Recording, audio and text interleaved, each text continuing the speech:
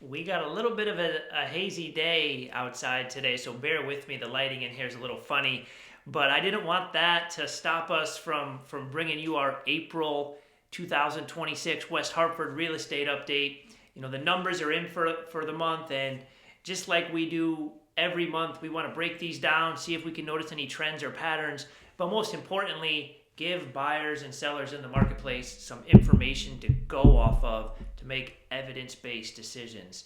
So we could try to take some of the emotion out of this emotional process and help let the numbers, shed a little bit of light on what's actually happening out there. So if this video is helpful, click subscribe. That's one of the ways that I can tell if the content resonates or not. And if not, that's okay too. We have lots of topics on here. I'm happy to find one that works for you. So let's get right into the April numbers. So first statistic we look at every month, we track the active inventory, as this is really the pulse of the market, one of the key numbers. So this month we're at 32 homes for sale on the market.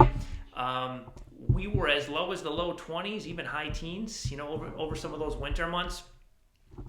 And now we're starting to creep up, but honestly, we're in May, a time of the year where a lot of sellers traditionally get out there in the marketplace, and to still be at 30 is a really low number. And again, we're talking single family homes, but this is a really low number for a great big town like West Hartford, Connecticut, where 64,000 people reside, right? So it's creeping up, but a little slower than we've seen in some years past. Post-COVID, especially pre-COVID, there were times where we'd have 200 homes for sale in West Hartford. So, but even post-COVID, we've seen 50s, high 40s, 50s, and right now we're at 32. So I do anticipate that number starts to creep up as we get into June, May and June. But at the end of April, we're at 32. Closed sales. Now this one was an interesting one because last month we had 27 closed sales in March, and there was 35 in February. So we actually went the opposite way in March, which was a little surprising. Now we're starting to trend back in the right direction. In April, we had 38 closed sales. So it's good to see that number creeping up. I would anticipate that to bump up into the 50s as we kind of get into the next couple months before summer. Next thing I want to look at is of course the median sales price. Now here, this has been our most volatile number, and a lot of that has had to do with the low sample size. When you only have 27 homes for sale last month, you're subject to whatever homes sold. Once you get in the high 30s, 40s, 50s, you have a little bit bigger sample size to pull from. That number gets a little more true. So depending on the month, that could bounce around a bit. Right now, we came in at 580. Last month was at 510. So you can see, the big jumps there. Most of the months last year, we were between 560 and 610. So that 580 number is a little more true to form to what we've seen in the past year or so. So that bounce back is something we predicted. If you've watched a couple of my market updates from the past couple months, we did predict that once we stabilize volume a little bit, that median sales price would stabilize as well. Now, something I also track, if we're looking at the closed sales to active inventory, from a seller perspective, it's nice to see the 38 closed sales to the 38 listings, because that means there's more buyers than sellers in the marketplace. That creates more leverage for the seller side.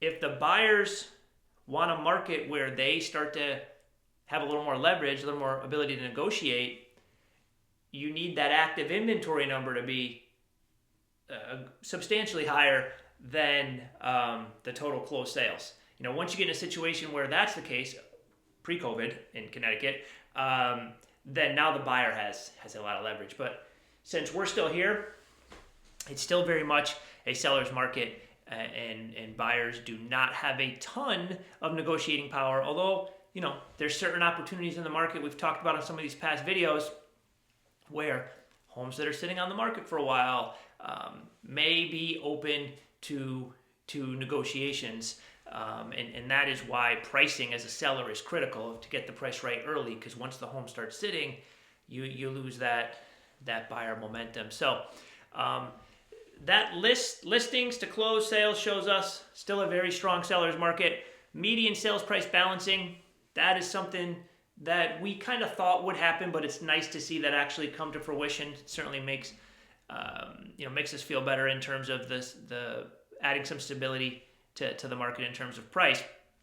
The other two statistics go right along with that median sales price. The average days on market is 5. Last month it was 7. Listen, either way it's a week. That is a fast market at any point in history. So that 5 number, we've bounced around between say 4 and 8 over the past year or so. So the 5 number is right in line with that. List to sell price ratio bumped up in April. We were at 103% last month. We're at 107% this month. That tells us there are more multi-offer situations happening right now in the marketplace, and prices are getting bumped up a little more. And again, that goes to volume. If there's only 27 homes selling in a month, there's only so many offers on the table. Now with 38, as the volume goes up, now there's more opportunities to compete, especially because that inventory is still so darn low. So what does that mean? If you're a seller and you're curious, I am always happy to talk, or even shoot you a quick seller's guide. If you drop an email asking for our seller's guide, I'll send you a link for that. You don't even have to have a phone call. But if you're curious about the market, a lot of sellers are really surprised about how much leverage they actually have right now. I'm always happy to talk.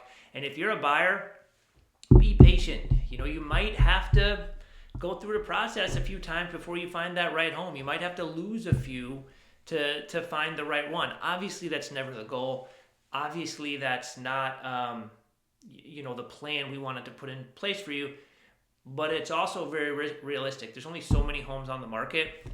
Bringing in some of our off-market strategies where we're trying to find homes or listings that aren't on the market is a key piece to this, because the on-market inventory is so low. So don't be shy. If you have any questions, text, call, email. My team and I, we are always happy to help, and I am committed to getting you at least one video every week on this great town of West Hartford. I'd love to get 2 out. That's always my stretch goal, to keep everybody informed on what's going on. I hope that helps.